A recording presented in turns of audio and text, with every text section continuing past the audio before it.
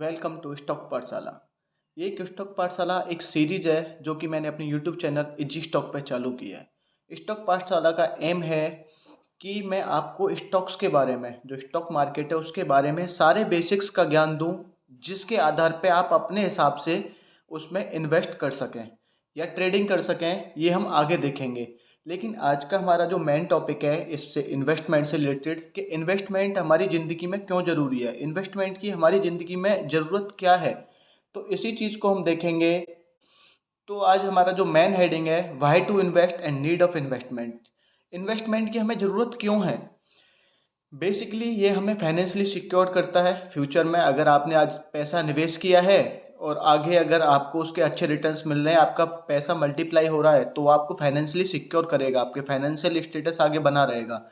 जैसे और fight inflation, जैसे महंगाई दर बढ़ रहा है कि हर साल महंगाई बढ़ जाती है, सारे जो हमारे सामान हैं उनकी रेट बढ़ जाती है और पैसा की वैल्यू तो सेम रहती है। तो मतलब पैसे का वैल्यू घट रहा है और महंगाई हमारी बढ़ रही है। तो अगर हम कहीं इन्वेस्ट करेंगे, कहीं अच्छी जगह पे हमने इन्वेस्ट किया है और हमारा जो वहाँ पे जिस प्रोडक्ट में हमने इन्वेस्ट किया है उसकी वैल्यू भी महंगाई के हिसाब से बढ़ेगी, तो वो क्या है कि हमारे जो पैसे की वैल्यू है उसको मेंटेन करेगा महंगाई के हिसाब से। तो ये फाइट इन्फ्लेशन। जब हमारा पैसा मल्टीप्लाई होगा तो ऑटो में हमारी वेल्थ अच्छी रहेगी। जब हम सपोर्टिंग फ्यूचर गोल्स, जो हमारे फ्यूचर टारगेट्स हैं, जब हमारा फाइनेंशियली बैकअप अच्छा होगा तो हमारे फ्यूचर गोल्स को हम आसानी से टारगेट कर सकते हैं। और ये टैक्स बेनिफिट्स, जो गवर्नमेंट बॉन्ड्स वगैरह में इन्वेस्ट करने का क्या है कि जैसे अभी सेंट्रल गवर्नमेंट ने अपने एम्प्लॉय का 4% डीए इंक्रीज किया है। तो इससे क्या है, उनकी इनकम तो जो है उसी पे 4% उनका और एडिशनल इनकम उनको गवर्नमेंट प्रोवाइड कराएगी। और ये तय होता है डीए रेट, जो महंगाई हमारी किस हिसाब से बढ़ रही है उसके हिसाब से। तो दोस्तों, आपको भी पैसे को अपने को निवेश करने की ज़रूरत है, जिससे कि आपके जहाँ पे आपने इन्वेस्ट किया है और उसके प्रोडक्ट की कॉस्ट बढ़े तो आपके पैसे की वैल्यू भी बढ़ती रहे। बैंक में रखा हुआ पैसा जस्ट लाइक अ कैश, जो आपने आज 1 रुपया रखा है तो वो एक ही रहने वाला है। अगर आपको 1.5 या 2 करना है तो आपको उसे कहीं ना कहीं इन्वेस्ट करना होगा। इसी चीज़ को समझने के लिए मैंने एक एग्जाम्पल लिया है दो दोस्तों का, जो कि मोहन एंड सोहन है। तो एक मोहन जो है वो नॉन इन्वेस्टर है और सोहन जो कि अपने पैसे को इन्वेस्ट करता है। मोहन और सोहन की कहानी है कि ये दोनों दोस्त हैं और एक ही कंपनी में, कोई भी कंपनी ले लो, XYZ में ये काम करते हैं। तो अभी मैं इन दोनों के एग्जाम्पल को कंपेयर करके आपको दिखाऊंगा कि financially growth of a investor and a non investor, जो इन्वेस्टर की और नॉन इन्वेस्टर की फाइनेंशियल ग्रोथ कैसे होती है। अभी तो दोनों सेम प्लेटफॉर्म पे हैं, लेकिन आगे आने वाले 15 सालों में एक कहाँ पे रहेगा, दूसरा कहाँ पे रहेगा फाइनेंशियली स्टेटस में। तो अभी हम फर्स्ट एग्जांपल लेते हैं कि मोहन का, जो कि एक नॉन इन्वेस्टर है। ये दोनों एक ही कंपनी में काम करते हैं और दोनों की सालाना इनकम 2,40,000 रुपये है, जो कि 20,000 पर मंथ के हिसाब से है। और एक्सपेंडिचर उनका 1,44,000। और जो बाद में एक्सपेंडिचर करने के बाद जो उनका बैलेंस कैश बचता है वो 96,000। तो इनकम दोनों की ही 10% ईयरली ग्रो कर रही है, एक्सपेंडिचर 8% ईयरली ग्रो कर रहा है। तो अब जो उसके पास जो पैसा बचता है, मोहन के पास, जो एक्सपेंड करने के बाद जो उसका सेविंग अमाउंट बचता है, वो उसे अपने सेविंग अकाउंट में डिपॉजिट करता रहता है। तो अभी मैंने एक स्कीम लगाई है यहाँ पे, मतलब आपको इजली समझाने के लिए, कि वो दोनों 15 साल के लिए जॉब करते हैं एक ही कंपनी में, दोनों की सैलरी सेम है। तो 15 साल बाद उनके अकाउंट में कितना पैसा होगा। उन्होंने प्लान किया है कि आगे वो आगे नौकरी नहीं करेंगे और 15 साल में रिटायरमेंट ले लेंगे। तो नेक्स्ट अब हम स्लाइड में देखते हैं, एक चार्ट के माध्यम से एक टेबल हमने बनाई है कि उसमें एक इनकम कितनी है, एक्सपेंडिचर कितना और सेविंग अमाउंट कितना है, और लास्ट में 15 साल बाद उसके अकाउंट में कितनी सेविंग बचती है। तो मोहन का ये चार्ट हमने बनाया है कि ये जो मोहन है, मोहन मोहन का ईयरली इनकम जो 10% हाइक कर रहा है और ईयरली एक्सपेंडिचर भी उसका 8% हाइक कर रहा है। तो फर्स्ट ईयर इनकम उसकी 2,40,000 है। नेक्स्ट ईयर उसमें 10% ऐड हो गया, फिर 10%, 10%, 10%। ये हमने फर्स्ट ईयर से लेके 15 ईयर्स तक का लिया है। तो उसके लास्ट 15 ईयर में जो उसकी इनकम होने वाली है वो 9,10,251 होने वाली है। एक्सपेंडिचर भी उसका 8% से हाइक कर रहा है। First year expenditure 1,44,000 and last on the 15 years वो 4,22,644 हो गया है। जो एक्सपेंडिचर को काट के जो उसका सेविंग बच रहा है हर साल, फर्स्ट ईयर में 96,000 बचा, second year, third year, fourth year, उसका लास्ट ईयर में जो इंडिविजुअल ईयर में जो सेविंग बच रहा है वो 4,87,307। तो अभी हमने सेविंग्स जो उसकी है उस टोटल सेविंग को हमने ऐड किया है। First year, second year, third year, fourth year, इन सबको हमने ऐड किया है। ऐड करने के बाद जो हमारा टोटल आफ्टर 15 ईयर्स उसके सेविंग अकाउंट में पैसा रहने वाला है वो 37,06,578। उसके 15 साल कमाने के बाद ये पैसा उसके सेविंग अकाउंट में रहेगा, जो कि उसने कहीं पे निवेश नहीं किया है। अब वो चाहता है कि 15 साल नौकरी करने के बाद वो आगे फ्यूचर में कोई नौकरी जॉब करना नहीं चाहता, ना कोई उसका आगे का कोई कुछ करने का प्लान है। वो चाहता है कि अभी मैंने 15 साल जो पैसा अर्न किया है मैं उसी पे फ्यूचर में रिलाई करूं और मैं उसी पैसे से आगे अपनी ज़िंदगी जीऊँ। लेकिन उसका क्या है कि 15 साल के रिटायरमेंट लेने के बाद उसके पास सोर्स ऑफ इनकम तो कुछ रहा नहीं, लेकिन एक्सपेंडिचर उसका इक्वल ही रहा, जो कि 8% ईयरली हाइक कर रहा है।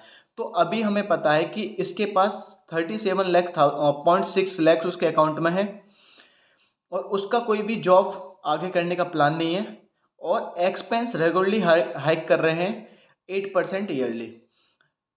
अब हमने जो 8% ईयरली उसके जो एक्सपेंडिचर हाइक कर रहे हैं, तो हमने उसको कैलकुलेट करके पेपर पे कैलकुलेट करके देखा कि वो केवल जो उसके 37 लैक्स जो सेविंग अकाउंट में पड़े हुए हैं वो केवल 6 से 7 साल के लिए उसका जो एक्सपेंडिचर है उसको बर्डन कर पाएंगे। वो केवल उसी 6 से 7 साल के लिए उसके लिए इनफ है। तो अब आगे क्या करेगा वो? 6 से 7 साल से कर लेगा, माना कि उसकी 25 ईयर्स पे उसने जॉब लगी, 40 पे उसने रिटायर ले लिया, लेकिन अभी आगे तो काफ़ी जीवन है उसका, लेकिन अभी वो आगे जॉब करना नहीं चाह रहा और जो उसका सेविंग अकाउंट है उसने 37 लाख से ना उसने कहीं पैसा इन्वेस्ट किया। तो 6 से 7 साल के बाद उसे जो पैसा है, पैसा कमाने के लिए अपनी फ्यूचर को आगे सेम रखने के लिए, अपने जो ज़िंदगी को आसान करने के लिए उसे कहीं ना कहीं फिर से जॉब करनी पड़ेगी या फिर से कोई ना कोई स्टार्टअप, फिर से उसे कुछ ना कुछ करना पड़ेगा अपने जीवन को आगे बढ़ाने के लिए, फाइनेंशियल सपोर्ट लेने के लिए आगे उसे कुछ ना कुछ करना पड़ेगा। तो आपने यहाँ देखा आगे उसके पास कोई बैकअप ही नहीं है, क्योंकि 6 से 7 साल के बाद उसके पास बैकअप ही नहीं है। तो आपने देखा कि उसका जो पैसा है वो केवल 15 साल तक है। उसने जो भी सेविंग्स किया केवल वो 6 से 7 साल रिलाई कर रही हैं। तो कहीं आप भी ऐसा ही तो प्लान नहीं कर रहे हो फ्यूचर में? मैंने यहाँ पे क्वेश्चन दिया है, are you planning the same? अपने आप से पूछो कि कहीं आप भी तो ऐसा प्लान नहीं कर रहे हो बिना इन्वेस्टमेंट वाला। तो अभी हमने देखा कि एक नॉन इन्वेस्टर का, अभी हम देखते हैं कि एक इन्वेस्टर का पैसा, मतलब दोनों साथी हैं, लेकिन मोहन ने इन्वेस्ट नहीं किया, सोहन इन्वेस्ट करता है। तो उसको देखते हैं कि उसका at the end of 15 years of retirement तो उसका कितना फाइनेंशियल होता है, उसके पास कितना पैसा होता है। अब हम एग्जांपल देखते हैं सोहन का। सोहन जो कि एक रेगुलर इन्वेस्टर है, उसने कहीं पे भी किसी में, रियल इस्टेट में, स्टॉक्स में, ये अभी हम उस बारे में डिस्कस नहीं करेंगे उसने इन्वेस्ट कहाँ पे किया है, लेकिन उसने कहीं पे भी इन्वेस्ट किया हो, लेकिन उसने इन्वेस्ट किया है कितना, ईयरली रेट पे, 12% ईयरली रेट पे। अभी हम पहले कंपेयर कर लेते हैं कि मंथली इनकम उसकी, ईयरली इनकम, सॉरी यहाँ पे मंथली लिखा हुआ है, उसकी ईयरली इनकम भी 2,40,000 है। एक्सपेंडिचर उसका ईयरली 1,44,000 है और जो बैलेंस कैश उसके पास बचता है फर्स्ट ईयर में, उसके पास भी 96,000 बचता है। तो जो इनकम हाइक हो रही है, मोहन की भी 10% हाइक हो रही थी क्योंकि सेम कंपनी में है, एक्सपेंडिचर भी उसका 8% ईयरली हाइक हो रहा है। ये हमने एक आइडियली लिया है, जो कि आइडियली कुछ होता नहीं है, लेकिन हमने आइडियली यहाँ पे लिया है जिससे कि मैं आसानी से आपको समझा सकूँ। और ये जो मोहन वाले एग्जांपल में आप ये भी मत सोचना, क्योंकि अगर उसने सेविंग अकाउंट में रखा है तो बैंक 3% के लगभग रिटर्न देती है। अभी हमने उसे कंसिडर नहीं किया है, ना ही हम इसे यहाँ पे कंसिडर कर रहे हैं। एक बस थोरली यहाँ पे ये देख रहे हैं कि एक इन्वेस्ट करने में क्या फ़ायदा है, उस पर कितना हम रेवेन्यू जनरेट कर सकते हैं एट द एंड। अभी हम देखते हैं यहाँ पे जो इन्वेस्टमेंट जो उसने किया है, सोहन ने जहाँ पे भी इन्वेस्टमेंट किया है उससे वहाँ से रेवेन्यू जनरेट हो रहा है 12% ईयरली। जो उसका उसने इन्वेस्ट किया है उस पे 12% ग्रोथ हो रही है हर साल। तो अभी हम इसको भी एक चार्ट के माध्यम से देखेंगे कि उसका जो चार्ट पे हम देखेंगे उसका इनकम, उसका एक्सपेंडिचर, उसका सेविंग और देन उसका 12% के रेट से उसका इन्वेस्टमेंट पे कितना ग्रो हो रहा है। तो चलते हैं नेक्स्ट। ये जो हमारा चार्ट है इस पे ये जो इधर इसका इनकम है, इधर एक्सपेंडिचर है और इसका यहाँ पे ये सेविंग्स है और बाकी यहाँ पे रिटर्न्स। बाकी ये सब कुछ सेम था, तो मैंने यहाँ पे जो मेन फोकस किया है 12% जो रिटर्न उसका आ रहा है ईयरली पर्टिकुलर ईयर में, और बाकी जो वहाँ से पर्टिकुलर ईयर का इसने यहाँ पे जो इन्वेस्ट किया है उससे at the end of 15 year कितना रेवेन्यू जनरेट हुआ है, ये यहाँ पे ये दिखाता है। तो दोनों का यहाँ तक सेम था, उसका भी इनकम ईयरली 2,40,000 से लेके अब लास्ट ईयर 9,10,251 है। एक्सपेंडिचर भी दोनों का सेम है। सेविंग्स भी यहाँ तक दोनों का सेम है। सेविंग अमाउंट जो लास्ट में बचेगा वो 37,06,578, इसका भी इतना ही बच रहा है। लेकिन अब इसने इंडिविजुअली ईयर में जितना भी इसके पास सेविंग्स है उसको इसने सेविंग अकाउंट में न रखने की वजह इसने उसे इन्वेस्ट किया है। कितने रेट से? 12% के रेट से।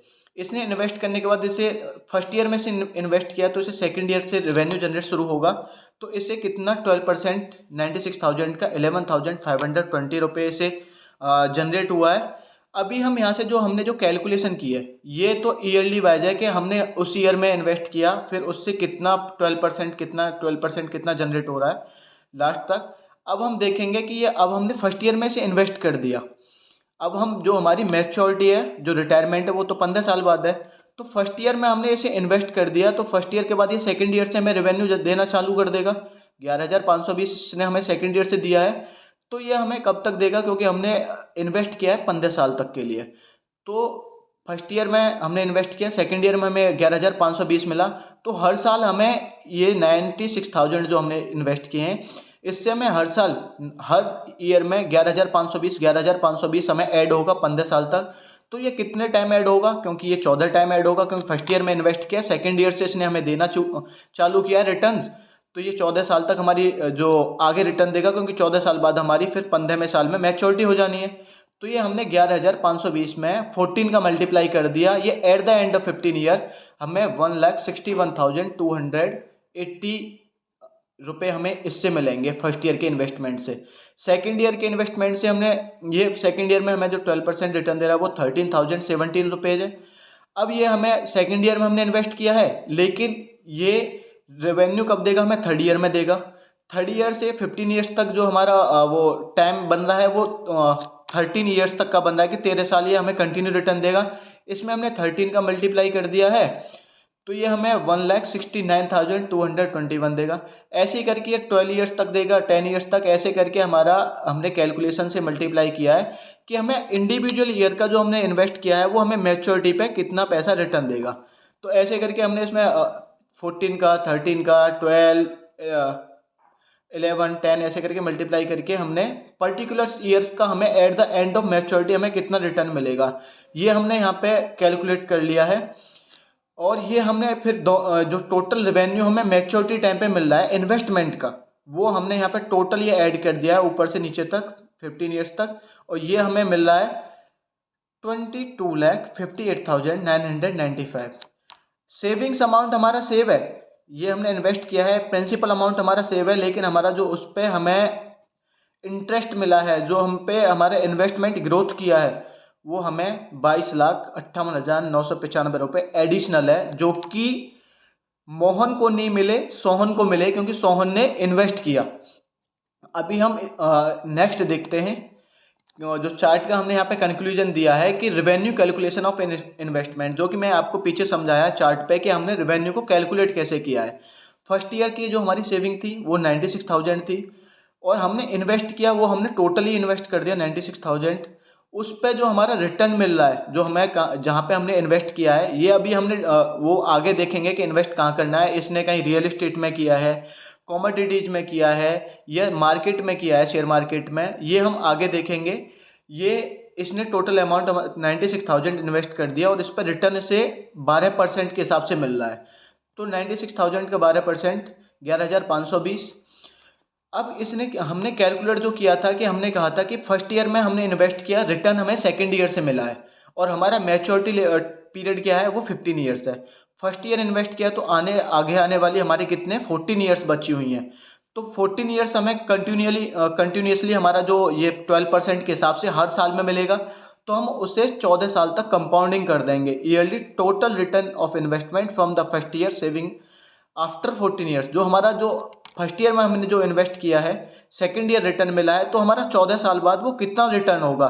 तो हमने 14 का मल्टीप्लाई कर दिया है 11,520 में, तो ये हमारा 1,61,280 रुपीज़ हमें मैच्योरिटी टाइम पे हमें फर्स्ट ईयर की इन्वेस्टमेंट से मिलेगा। तो यहाँ पे हमारा मैंने लिखा है first year investment return after 15 years of the investment is 1.68 times. उसने जितने हमारा 96,000 है, उसने अपने आप को अब 1,61,280 रुपये कर लिया है, जो कि 1.68 टाइम्स है अपने प्रिंसिपल अमाउंट का। तो ये क्या है कि हमारी पावर ऑफ इन्वेस्टमेंट है कि पैसे ने अपने आप को कैसे ग्रो किया। सोहन ने अपना स्किल लगाई, उसने इन्वेस्ट किया और उसने सही जगह पे इन्वेस्ट किया जो उसे कॉन्स्टेंटली रिवेन्यू जनरेट करा रहा है। तो ये एक इन्वेस्टर और एक नॉन इन्वेस्टर का, जबकि सोहन और मोहन दोनों एक ही कंपनी में काम कर रहे हैं, एक ही जैसा उनकी सैलरी है, लेकिन at the end of retirement एक को 37 लाख्स मिल रहे हैं जो कि उसका सेविंग अमाउंट्स है, और सोहन को 37 तो हैं ही, बाकी उसने जो उसे इन्वेस्ट किया है वो कुल मिला के टोटल रेवेन्यू वो उसका 59 लाख जो जनरेट हो रहा है यहाँ से। Growth from the investment, total growth with investment, total saving plus total revenue of investment. जो सेविंग्स था हमारा 37 लाख था और जो हमारा रेवेन्यू जनरेट हुआ इन्वेस्टमेंट से वो 22 लाख हुआ। दोनों को हमने ऐड कर दिया तो इसे अप्रॉक्सीमेटली 60 लाख रुपए का यहाँ पे at the end of retirement Sohan के पास होगा। अब जब सोहन को शुरू से ही इन्वेस्ट करने की आदत है, तो वो आगे भी जब उसे रिटायरमेंट लेगा तो वो आगे भी अपना इन्वेस्टमेंट का प्लान करेगा, जिससे कि आगे उसे कहीं पे रिटायरमेंट के बाद कहीं पे जॉब करने की, कुछ और करने की ज़रूरत ना पड़े। उसका जो भी एक्सपेंडिचर है वो मेंटेन रहे और उसका जो रेवेन्यू है, उसका जो पैसा है वो भी उसके पास एनुअली मतलब उसके जो इन्वेस्टमेंट के लिए आता रहे, उसे फिर वो अपनी जो सैलरी पर रिलाई होना ना पड़े। तो वो उसका जो 60 लाख है उसके जो एक्सपेंडिचर भी हाइक कर रहा है, तो ये मोहन का केवल 5 से 6 ईयर्स के लिए था और सोहन का चला जाएगा कम से कम 10 से 11 साल तक उसका, वो उस पर रिलाई कर सकता है। अब वो इन्वेस्टमेंट भी करेगा तो आगे भी फ्यूचर में वो ऐसे कंटिन्यू कर सकता है, तो वो उसे फाइनेंशियली फ्री बना रहा है इन्वेस्टमेंट। तो दोस्तों, मेरा भी आपसे यही मतलब वीडियो के माध्यम से यही समझाना चाह रहा हूँ कि अपना जो आपके पास जो इनकम है उसको second source of income generate करने की कोशिश करो। उसे ऐसे इन्वेस्टमेंट करो कि जो आपका इन्वेस्ट करो कि जो आपको आगे वो फाइनेंशियली फ्री बनाए। ये ना कि आपको कंटिन्यूसली जब आपकी रिटायरमेंट की एज है, आपकी रेस्ट की एज है, क्योंकि अप्रोक्सीमेटली 50 ईयर्स के बाद या 45 ईयर्स के बाद काम करना बहुत टफ हो जाता है। उस टाइम पे आपको आपके पास पैसे भी इतने होने चाहिए कि आपके जो डे टू डे रूटीन है वो चलता रहे, जो खर्चे हैं, और आपके पास मतलब बैकअप प्लान भी रहे। तो जब से आप कहीं जॉब करना चालू कर रहे हो, कहीं से आपकी सोर्स ऑफ इनकम जहाँ से जनरेट हो रही है उसका एटलीस्ट 25% पैसा आप कहीं ना कहीं इन्वेस्ट करें। और जब आपका रिटायरमेंट आएगा ना, उस टाइम पे वो जो 25% इनिशियल से आपने जो इन्वेस्ट किया है वो आपको बहुत अच्छा लमसम अमाउंट देगा और ये आपको फाइनेंशियली फ्री बनाएगा। और इसमें मैंने एक आपने इतना टाइम दिया उसके लिए धन्यवाद। इसमें एक मैंने वॉरेन बफेट साहब का एक जो क्वाइट है वो मैंने यहाँ पे डाला हुआ है कि never depend on a single income, make an investment to create a second source. एक अपना मतलब आपने जॉब तो कर ही रहे हो, उसके साथ साथ आप एक ऐसा इन्वेस्टमेंट करो जो आपको सेकंड सोर्स ऑफ इनकम का भी रास्ता खोल दे। बाकी मैं अपने इसी चैनल पे एजी स्टॉक्स में आगे आने वाले में कहाँ पे इन्वेस्ट करना है, कमोडिटीज में करना है, रियल एस्टेट में करना है, स्टॉक मार्केट में करना है, किसका कितना रेवेन्यू आप कहाँ से जनरेट कर सकते हो, उसके लिए क्या क्या चीज़ें आपको देखनी है और कहाँ पे कितना रिस्क है, ये सारी चीज़ें मैं अपनी नेक्स्ट वीडियो में लेके आने वाला हूँ। और इसी सीरीज़ को कंटिन्यू करते हुए मैं आपको स्टॉक मार्केट के बारे में पूरा समझाने वाला हूँ, जैसे मैंने सीखा है, क्योंकि मैंने बहुत सारे सोर्सों से सीखा है। तो मैं सारे सोर्स का कंक्लूजन एक ही इसी अपने चैनल पे लेके आऊँगा कि स्टॉक मार्केट कैसे शुरू हुआ, उसमें कौन-कौन सी कंपनियाँ लिस्टेड हैं, उसमें कौन सी कंपनी आपके लिए आपका जो हार्ड अर्न मनी है उसको कहाँ पे आपको निवेश करना है, कौन से टाइम पे आपको निवेश करना है, कैसे आपको निवेश करना है, स्मॉल कैप में, लार्ज कैप में या मिड कैप में, कहाँ पे कितना रिस्क है, ये सारी चीज़ें मैं आपको इसी चैनल पे बताने वाला हूँ। Long term investment, short term investment और इंट्राडे वगैरह मैं सब कुछ आपको यहीं पे समझाने वाला हूँ। तो दोस्तों, अगर मैं कुछ गलत बताया हूँ या कुछ भी आपको यहाँ पे सही करने की लगे कि कुछ आप सही कर सकते हो, करेक्ट कर सकते हो मेरे को, तो आप अपना सजेशन प्लीज़ कमेंट बॉक्स में दें और आप अपना सहयोग लाइक, शेयर और सब्सक्राइब करके दें। तो धन्यवाद।